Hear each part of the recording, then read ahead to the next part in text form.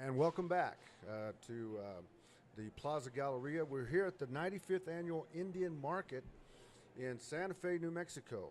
And we are broadcasting on the Native Media Network. My name is Harlan McKosato, and it's great to have you tuning in. And we're bringing in different guests. And I want to thank Paul Rainbird for bringing in this lovely lady right here, Roxanne Swinsel. Yes. Is that right? From Santa Clara Pueblo. Yes. And Roxanne is here as a new editor of a cookbook. It's called the Pueblo Food Experience Cookbook. Okay, whole food of our ancestors, and I guess Roxanne is is a co-editor with Patricia Perea. Yeah. And Roxanne, tell me a little bit more about yourself. And you're from, and we were just talking about this during the video. You're from Santa Clara, but do you live here in Santa Fe? I live in Santa Clara Pueblo. Oh, you live in Santa Clara. Okay. I've been there all along, and about 4 years ago, I helped start a project on diet, on food that we're eating because of the health issues in the community. And this project was an experiment to see if we could, in today's time, eat the foods that our ancestors ate. That means pre-contact, pre-European contact.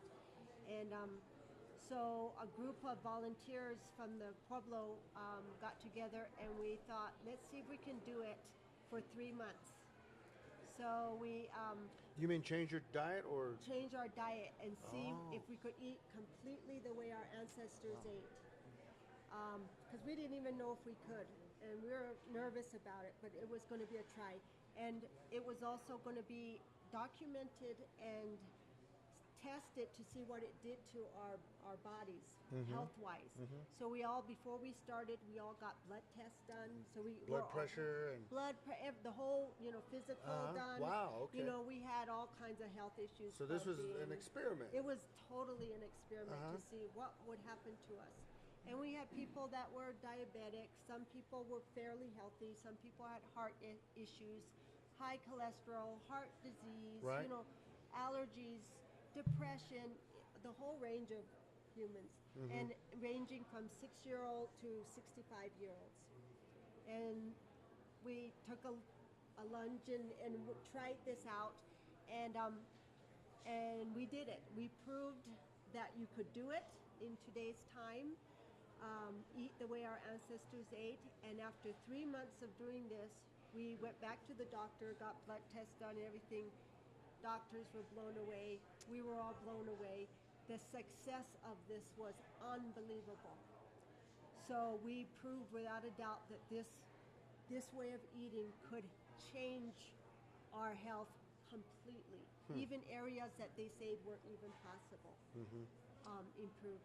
And so, to me, first thing I'm thinking is that, you have to have your own garden. Did you grow? You had to grow all the food, Some of us had gardens, but we kind of went into it. or maybe go in to. the- Yeah, go ahead. That was one of our issues, was trying to find the food. Right. Once we had to do even history lessons and archaeological lessons on what we used to eat, because even going to our elders wasn't far back enough. Because we all think fry bread, Right, Indian yeah, fry no. bread. It's like, no, pre-fry bread. Yeah. Stay away from that This fried. is this is pre-fry bread. Right. And so for our ancestors, we had to go back in the ruins to find the remains of what some of the food was. And then we were putting, some of it we knew, but others we had to discover again. Right. And then how to prepare them, and how to cook them, and where to find them, and Yeah. all of that. A long process. Yes, which we're still in, because we're still learning. Because Okay. that first 3 months was, corn, beans, and squash. We know that Right. much. The three sisters. The three sisters. Yeah. And so it's an ongoing process. Tell me a little bit more about the cookbook. And again, talking with Roxanne Swinsel, and she is the editor of a new book called the Pueblo Food Experience Cookbook, and has a subtitle there called Whole Food of Our Ancestors. And this was really done, as she just mentioned, to improve the health of people. And so tell me about the process. How did you decide what was going to go in the book? I'm sure there's like, I don't know, how many, I guess first of all, how many different recipes are there? Wow, I'm getting hungry. That's some blue corn pinon pancakes. Yeah. Yeah. Well, the cookbook came about with, once we figured out you could eat this way and we were continuing to eat this way, I wanted it to get out to our Native community for those that wanted to change their health and see if they could try this to help themselves with. And a lot of our people were saying, well, what do you eat? The simple question. I realized that I needed to get that information out on just basic food lists and then basic food preparations, because we had learned basics of how you use these foods. Thus, the cookbook became the next step in trying to get this information out. So I made the cookbook, I collected the information in order to get it back to our people. So that's the aim of the cookbook. Okay. And then, it seemed like we had so much more of an active life. So it's not just about diet. And so has this become a whole Thanks for mentioning that. Yes. yeah, Once we regimen? were eating better, we gained more energy. You get more energy. Yeah, and people started exercising that Wow. haven't been exercising. One woman hadn't danced traditional dance for years and years. After she did the diet, she went out and danced for the first time in a long, long time. So good things like that. Showed you guys how it was done. Yeah. Okay. Anything else? I know that you have some. You just came. Did you have a book signing earlier? This was the big opening for the cookbook here at Indian Market, and we're going to have other book signing events at the Pueblo Cultural Center. Check their website, and you'll find out when that is. Okay. At my gallery. And that's the one in Albuquerque. Yes, that's in Albuquerque. I think the Collective Bookworks in Santa Fe is also planning a book signing. And if you come up to my gallery in Pewaukee, at the Tower Gallery, I will have them available there, and I'll sign those for you. And what other work do you do? I'm a sculptor, and on the back you can see one of my sculptures. Oh, we got to show them that. I make ceramic sculptures, and you can see more of them if you come up to the tower too. The Tower Gallery. Tower Gallery. Hey, no heckling from the crowd. No heckling. Okay, Roxanne, thank you so much for joining us. Thank we you for appreciate it. having Good me luck with everything. Thank you. And if I'm ever in Pewaukee, I will come to the Tower Gallery. Yes. Okay. All right. Thank you very much. Bye-bye. We appreciate it. All right. Oh, I thought that was mine. No. Okay. All right.